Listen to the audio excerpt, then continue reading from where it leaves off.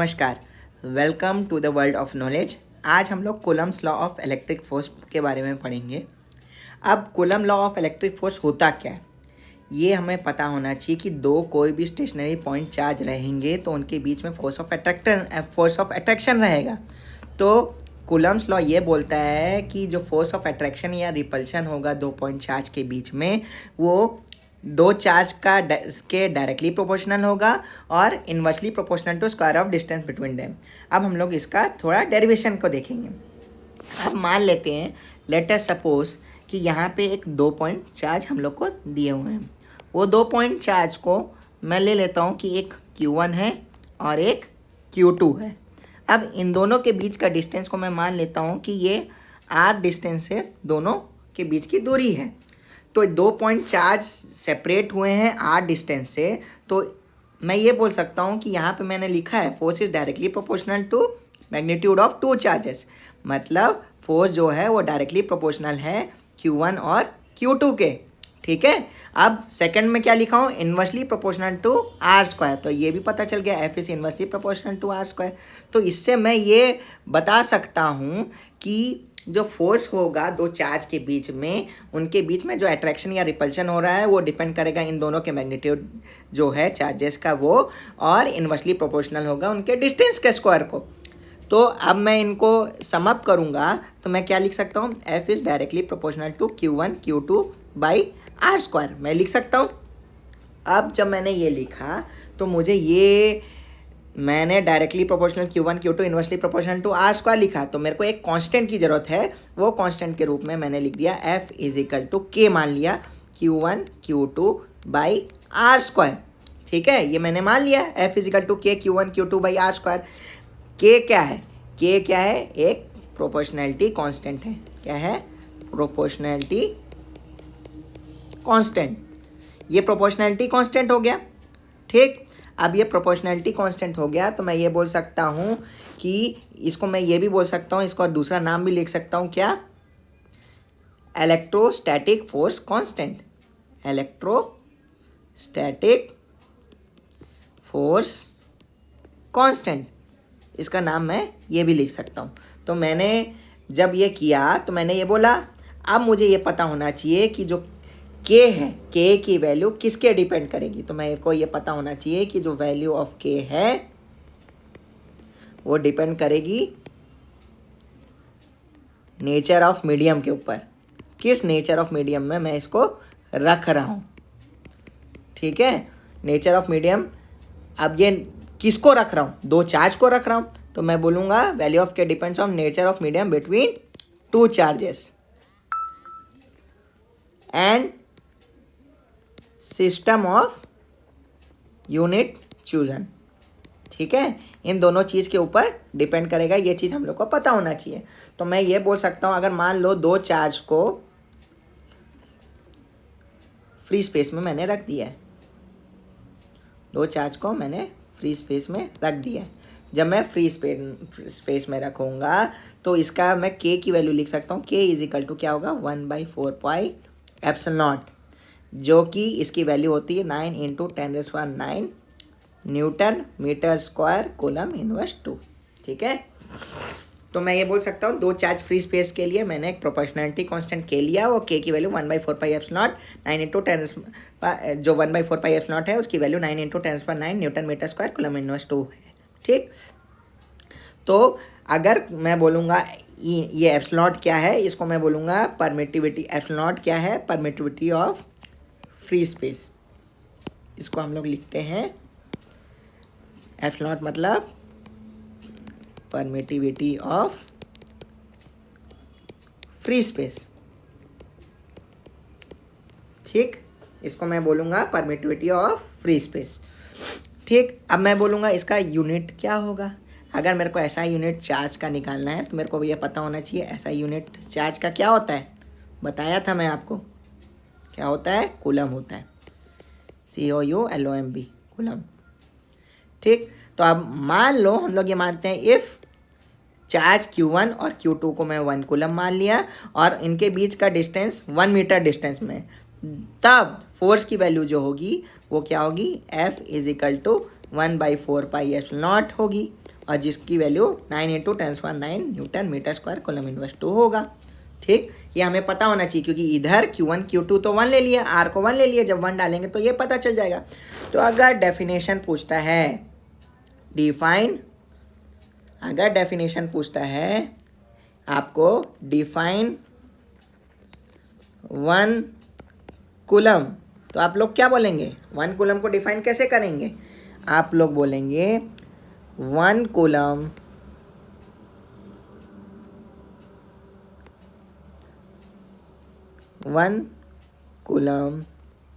is that amount of charge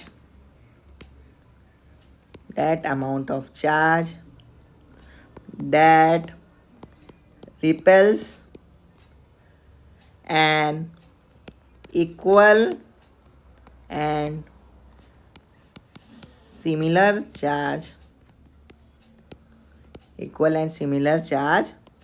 with a force 9 × 10⁹ Newton when placed in vacuum, ठीक है, at a distance of 1 metre. तो मैंने बोल दिया, हम लोग ने डिफाइन किया था ना कि Q1 Q2 को हम लोग ने 1 कूलम ले लिया था, R को 1 मीटर ले लिया था। तो 1 कूलम को डिफाइन मैं कर सकता हूँ 1 coulomb is that amount of charge that repels an equal and similar charge with the force 9 × 10⁹ Newton when placed in vacuum at a distance of 1 meter। ठीक, अब आपको ये पता होना चाहिए इसका CGS यूनिट क्या होता है। CGS यूनिट क्या होगा? CGS यूनिट होगा स्टैट कूलम। ठीक, ये CGS यूनिट है। CGS यूनिट को मैं बोलूँगा स्टैट कूलम, ठीक, या बोलूँगा ESU। क्या है ये ESU? Electrostatic unit of charge. ठीक है, इसको मैं बोलूँगा इलेक्ट्रोस्टैटिक यूनिट ऑफ चार्ज। अब आपको ये पता होना चाहिए इन लोग के बीच का relation. 1 coulomb is equal to 3 × 10⁹ stat coulomb होता है। ठीक, ये आपको कई न्यूमेरिकल्स में काम आएंगे। ठीक, या बोल सकता हूँ 3 × 10⁹ ESU ऑफ चार्ज। ठीक, आप लोग को क्लियर है ये? तो मैं बोलूँगा 1 stat coulomb is that charge which repels an identical charge in vacuum at a distance of 1 centimetre from it with the force of 1 dyne. तो कई बार पूछता है, क्या पूछता है? Define 1 ESU। तो आप लोग क्या बोलेंगे? It is that charge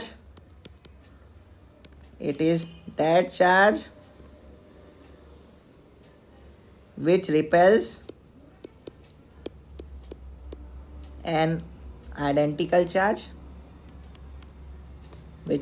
an identical charge in vacuum at a distance of 1 centimeter from it with force 1 डायन। ठीक, CGS यूनिट फोर्स का SI यूनिट न्यूटन और CGS यूनिट डायन होता है। तो 1 ESU क्या है? एक CGS यूनिट है। तो उसको जब मैं डिफाइन करूँगा तो मैं बोलूँगा जब 2 आइडेंटिकल चार्ज रिपेल करेंगे, वैक्यूम में रखेंगे और वो 1 सेंटीमीटर के डिस्टेंस में होंगे और दोनों के बीच में फोर्स 1 डायन का लग रहा होगा, तो मैं डिफाइन कर पाऊँगा 1 ESU को। ठीक, ये चीज़ आता है कई बार। तो 1 कूलम को डिफाइन कर लिया है और साथ ही साथ 1 ESU को भी डिफाइन कर लिया है, साथ ही साथ रिलेशन भी पता चल गया कूलम और स्टैट कूलम के बीच में। ये रिलेशन अच्छे से आप लोग याद करके रखना, हम लोग को कई बार न्यूमेरिकल में इसका इस्तेमाल करना है। ठीक, अब मेरे को ये पता होना चाहिए कि अगर इलेक्ट्रोमैग्नेटिक CGS सिस्टम में देखेंगे, ये ध्यान देना, ये इम्पोर्टेंट चीज़ है। अगर मैं इलेक्ट्रोस्टैटिक, ध्यान से सुनिएगा, अगर मैं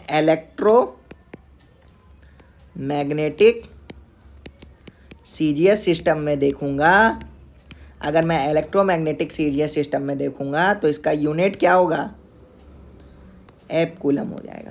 क्या हो जाएगा, एफ कूलम।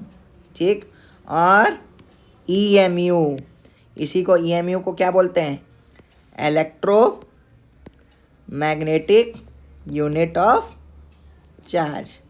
इसी को क्या बोलते हैं, इलेक्ट्रोमैग्नेटिक यूनिट ऑफ चार्ज। और 1 coulomb is equal to 1/10 F coulomb. ठीक, या 1/10 ईएमयू ऑफ चार्ज। तो हमने क्या देखा अभी, हमने ये देखा Coulomb's law of electric force देखा। Coulomb law of electric force में हम लोग सीजीएस और एसआई यूनिट के बीच में रिलेशन देखें और एप्सिलॉन नॉट होता क्या है उस चीज़ के बारे में जाने। ठीक है,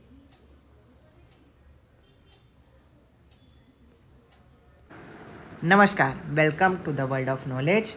आज हम लोग Coulomb's law in vector form देखेंगे। इसके लिए हम लोग ने एजम्पशन किया है, 2 पॉजिटिव पॉइंट चार्ज लिए हैं जो कि Q1 Q2, उनको वैक्यूम में प्लेस किया गया है और दोनों के बीच का डिस्टेंस r है।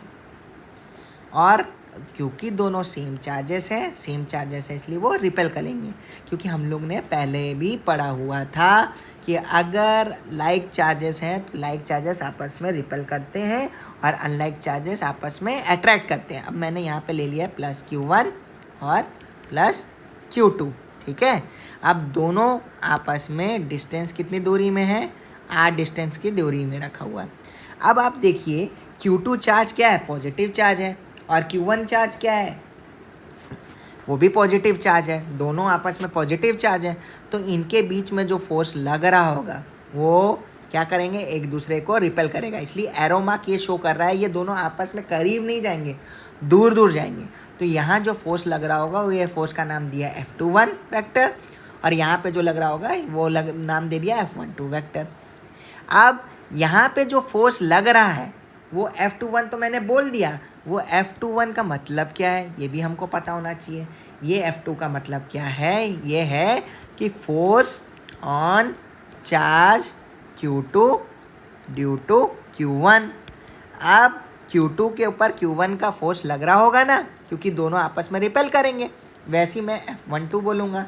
F12 मतलब क्या होगा, force on charge Q1 due to Q2। ठीक, अब ये फोर्स लग रहा होगा, तो अब ये फोर्स दोनों में लग रहा है। तो अगर मैं वेक्टर लॉ में कूलम्स लॉ को लिखना चाहता हूँ तो क्या लिखूँगा, इन वेक्टर्स फॉर्म कूलम्स लॉ क्या हो जाएगा।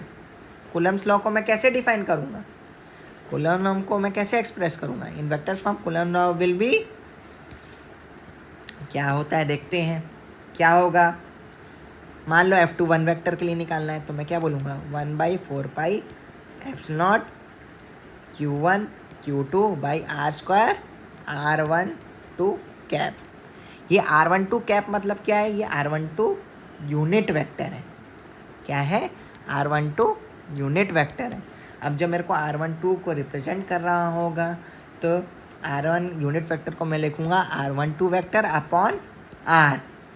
ठीक है, ये डिफाइन कर रहा है, ये डायरेक्शन डिफाइन क्या कर रहा है, फ्रॉम Q1 टू Q2। इसका मतलब ये जो डायरेक्शन R12 अगर बोला हूँ तो ये Q1 से Q2 की तरफ जा रहा है। तो ये फोर्स क्या होगा, force on charge Q2 due to Q1। अब मैं लिखूँगा F12। F12 मतलब क्या होगा, force on charge Q1 due to Q2, जो कि मैंने ऊपर लिखा हुआ है। तो इसको मैं रिप्रेजेंट करूँगा, क्या लिखूँगा, Q1 Q2 अपॉन r², और इसको लिखूँगा r21 वेक्टर। मतलब इसका मतलब क्या होगा, इसका डायरेक्शन क्या होगा, इसका डायरेक्शन होगा फ्रॉम Q2 टू Q1। ठीक है, इसका डायरेक्शन Q2। अब हमेशा याद रखना ये Q1 और Q2 पॉजिटिव चार्ज है, तो Q1 इंटू Q2 हमेशा ग्रेटर देन 0 होंगे। ठीक, ये चीज़ का आपको ध्यान रखना है। अब यूनिट वेक्टर R21 के लिए अगर मेरे को बताना होगा, R21 कैप के लिए क्या हो जाएगा, ये R21 वेक्टर अपॉन R, ये हो जाएगा। ठीक, अब मुझे ये पता है कि कोई भी कोलम्बियन फोर्स अगर पॉजिटिव चार्ज है, दो सेम चार्जेस हैं उनके लिए रिपेल होता है। अगर मान लो मैं अनलाइक चार्जेस लूँगा, सपोज मैंने अनलाइक चार्जेस ले लिए, तब क्या होगा? अनलाइक चार्जेस के लिए क्या होगा? अट्रैक्ट करेगा। तब उस कंडीशन में Q1 Q2 is less than 0। जब रिपेल कर रहे थे मतलब सेम चार्जेस थे या लाइक चार्जेस था, तब क्या था? तब कंडीशन क्या था? Q1 Q2 is greater than 0 था। ठीक, और अनलाइक चार्जेस था तब Q1 Q2 लेस देन 0 था। अब अगर मान लो मैं बोल रहा हूँ अट्रैक्टिव कोलम्बियन फोर्स है, तब कैसे होगा? मैंने यहाँ पे दोनों को चार्ज रख दिया, एक प्लस Q1 बोल दिया और एक माइनस Q2 बोल दिया। अब मैंने यहाँ पे बना लिया चार्जेस को, और मैंने इस चार्जेस को मैं बोल दिया कि ये दोनों आपस में दूरी कितना है? r डिस्टेंस की दूरी में है। जब ये r डिस्टेंस की दूरी है तो यहाँ फोर्स क्या लग रहा होगा? यहाँ F12 लग रहा होगा और यहाँ पे F21 लग रहा होगा। ठीक है, तो ये जो चार्जेस हैं ये शो करेंगे कि दोनों के बीच में अट्रैक्टिव फोर्स लग रहा है। ठीक है, अट्रैक्टिव फोर्स लग रहा है, ये चीज़ का हम लोग को ध्यान देना है बस। ठीक, अब वेक्टर फॉर्म हमारे लिए इम्पोर्टेंट क्यों है? ये वेक्टर फॉर्म कॉलम के हमें कुछ इम्पोर्टेंट चीज़ बताते हैं, कुछ इम्पोर्टेंट इन्फॉर्मेशन देते हैं। अब वो क्या इम्पोर्टेंट इन्फॉर्मेशन है? इम्पोर्टेंट इन्फॉर्मेशन, अब ये हम लोग को ये जानना है कि इम्पोर्टेंट इन्फॉर्मेशन क्या प्रोवाइड कर रहे हैं। इससे हम लोग को ये चीज़ करने से हमको कुछ पता चलेगा। क्या पता चलेगा? सबसे पहला पॉइंट हम लोग को ये पता चलेगा कि ये जो R21 कैप था वो माइनस ऑफ R12 कैप था, क्योंकि मैंने यहाँ पे देखिए, इससे पहले मैं यहाँ पे बोला था ना कि ये R12 कैप मतलब ये डायरेक्शन इसका Q1 से Q2 जा रहा है और R21 है तो इसका डायरेक्शन Q2 से Q1। तो वेक्टर फॉर्म में हम ये बोलते हैं कि डायरेक्शन अगर ऑपोजिट होगा तो बीच में क्या आएगा? माइनस साइन आएगा। वैसे ही जब R21 is equal to minus of R12 आया तो मैं ये बोल सकता हूँ F21 is equal to minus of F12 होगा।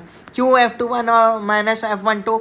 मैंने जैसे बताया था F21 मतलब क्या होता है? Force on charge Q2 due to Q1, और F12 मतलब क्या होता है? Force on charge Q1 due to Q2। तो मैंने को ये पता चल गया। इसका मतलब क्या हुआ कि जो दो चार्जेस हैं वो इक्वल एंड अपोजिट फोर्स लगाते हैं एक दूसरे के ऊपर। ठीक, तो ये मैं बोल सकता हूँ कि जो कोलम्बियन फोर्स होता है वो Newton third law of motion को फॉलो करता है। तो हमें क्या पता चला? ये पता चला दो charges exert equal and opposite force, है ना, ऑन ईच अदर। ये मैं बोल सकता हूँ, और साथ ही साथ ये बोल सकता हूँ कि कोलम्बियन फोर्स जो होता है वो न्यूटन का थर्ड लॉ को फॉलो करता है, Newton third law of motion. ठीक, ये चीज़ हम लोग को समझ में आ गई। अब इससे एक और चीज़ पता चलता है कि जो R12 और R21 होगा, ये जो लाइन जॉइनिंग एक दूसरे को कर रहा है, ये दोनों चार्ज क्या होंगे? सेंट्रल फोर्स होगा। ठीक, तो मेरे को ये पता चला, क्या पता चला? Line joining the centres of two charges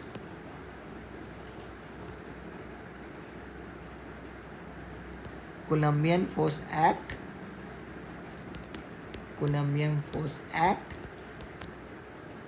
and they are central forces। देखिए मैंने अपनी भाषा में ये लिख दिया, ये दोनों चीज़ हम लोग को इससे पता चलता है। ठीक, अब कई बार ये क्वेश्चन पूछा है कि कोलम्बियन फोर्स जो एक्ट करता है उसकी रेंज क्या है? क्या रेंज क्या है? Range of Columbian force, range of Columbian force. तो मुझे ये पता चलेगा इसका जो रेंज होता है वो r is equal to 10⁻⁻15 metre to 10⁸ metre तक रहता है। ठीक, तो मतलब मैं ये बोल सकता हूँ nuclear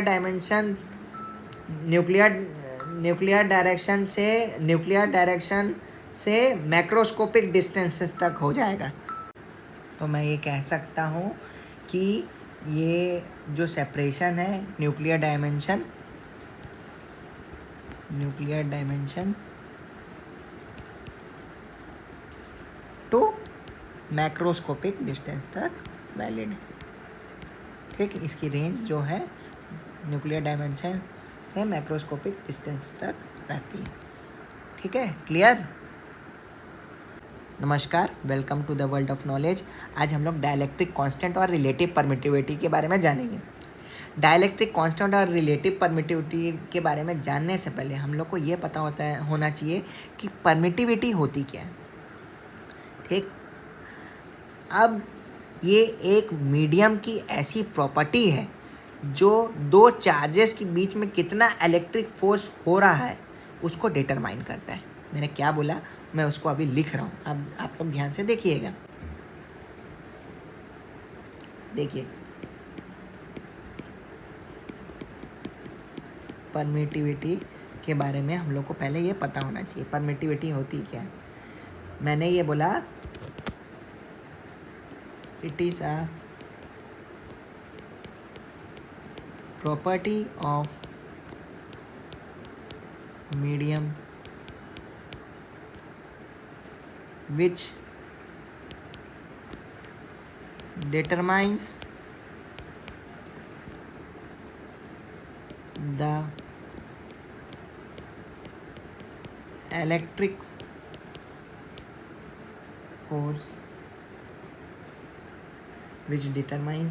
force between two charges situated in that medium। ठीक है, तो हम लोग ने परमिटिविटी तो जान लिया। अब परमिटिविटी जानने के बाद हम लोग को डाइलेक्ट्रिक कांस्टेंट और रिलेटिव परमिटिविटी क्या होती है वो चीज़ के बारे में हम लोग को जानना है। क्या जानना है? डाइलेक्ट्रिक कांस्टेंट और रिलेटिव परमिटिविटी। अब इसको हम लोग डिफाइन करेंगे। ठीक, तो वो जानने से पहले आप लोग को दो चीज़ पता होना चाहिए। क्या दो चीज़ पता होना चाहिए? मैं दो चीज़ का यूज़ करूँगा। एक बोलूँगा परमिटिविटी, एब्सोल्यूट परमिटिविटी बोलूँगा। एब्सोल्यूट परमिटिविटी एप्सन से मैं रिप्रेजेंट करूँगा। ठीक, और मैं दूसरी चीज़ बोलूँगा एप्सिलॉन नॉट। ये एप्सिलॉन नॉट क्या है? अभी हम लोग देखे थे। ये एप्सिलॉन नॉट बताता है परमिटिविटी के बारे में। ठीक है, अगर वैक्यूम में रखते थे तो हम लोग एप्सिलॉन नॉट बोलते थे ना, इसको मैं परमिटिविटी बोलता था। ठीक, अब मैं ये बोलूँगा कि मान लो दो चार्ज के 2 पॉइंट चार्जेस हैं। एजम्पशन मेरे को करना है। अब मैं एजम्पशन करता हूँ। सबसे पहले मैं लिया कंसीडर 2 पॉइंट चार्जेस। ठीक, 2 पॉइंट चार्जेस मैंने लिया। ठीक, 2 पॉइंट चार्जेस लिया। अब इसमें अगर फोर्स लग रहा होगा तो क्या लगेगा? अगर वैक्यूम में है तो मैं क्या बोलता था? वैक्यूम में रहता था तो मैं बोलता था 1/4 pi epsilon Q1 Q2 by R²। ये बोलता था ना। ठीक, F vacuum is equal to 1/4 pi epsilon Q1 Q2 by R² लेता था। अब एक कोई मीडियम में रखूँगा। अगर मैं when 2 charges are placed same distance apart in any medium। अब अगर कोई मैं मीडियम में रख रहा हूँ तो उधर उस मीडियम में मैं एप्सिलॉन नॉट नहीं बोल सकता। तब मैं क्या बोलूँगा? वैक्यूम अदर देन वैक्यूम मैंने मीडियम लिया है ना, वैक्यूम को छोड़ के मैंने लिया है। तो फोर्स क्या लग रहा होगा वहाँ पे, जो एफ मीडियम लग रहा होगा वो लग रहा होगा 1/4 apps Q1 Q2 by R square, ये लग रहा होगा। अब ये जो एप्स है इसको मैं क्या रिप्रेजेंट करूँगा, एब्सोल्यूट परमिटिविटी। ठीक, इसको मैं क्या बोलूँगा, एब्सोल्यूट परमिटिविटी या परमिटिविटी ऑफ इंटरवीनिंग मीडियम भी बोल सकता हूँ। क्या बोलूँगा इसको, परमिटिविटी ऑफ इंटरवीनिंग मीडियम, ये भी इसे रिप्रेजेंट कर सकता हूँ। ठीक, अब मेरे को रिलेटिव परमिटिविटी बताना था और या डाइलेक्ट्रिक कांस्टेंट के बारे में पढ़ाना था। तो अगर ये वाली इक्वेशन को मैं 2 मान लूँ और इससे पहली वाली इक्वेशन को 1 मान लूँ, अब अगर मैं इनको डिवाइड करता हूँ तो मैं ये लिखूँगा डिवाइड, ठीक, डिवाइड इक्वेशन 1 बाई इक्वेशन 2। तो मैं क्या लिखूँगा, F vacuum upon F medium लिखूँगा। यहाँ पे मैं लिखूँगा 1/4 ये वैक्यूम में था इसलिए 1/4 F naught Q1 Q2 by R square upon, इसको क्या लिखूँगा 1/4 एब्सोल्यूट परमिटिविटी या permittivity of intervening medium into Q1 Q2 by R square. तो ये सब तो जब मैं देखूँगा तो ये सब आपस में तो कैंसिल आउट हो जाएंगे, ये आपस में कैंसिल आउट हो गया। तो आंसर क्या है, एप्सिलॉन नॉट अपॉन एप्सिलॉन, मतलब परमिटिविटी ऑफ इंटरवीनिंग मीडियम नीचे में आ रहा है हमारा। तो ये दोनों का जो रेशियो है, ये रेशियो हम लोगों को क्या बताता है, ये रेशियो हम लोग को बताता है डाइलेक्ट्रिक कांस्टेंट। क्या बताता है, डाइलेक्ट्रिक कांस्टेंट, ये बताता है। ठीक, तो मैं ये बोल सकता हूँ ratio F/F0 of permittivity of medium two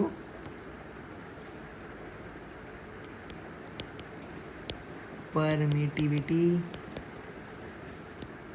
of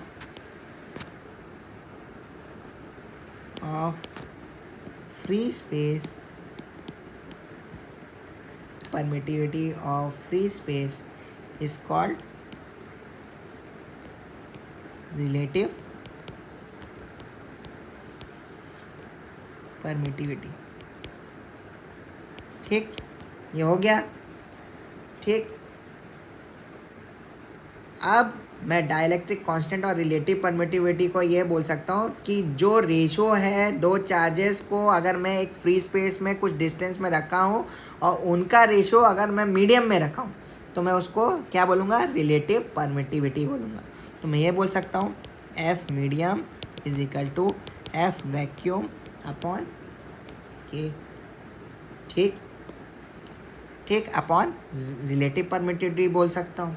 तो मैं ये भी बोल सकता हूँ कि Coulomb's law for any material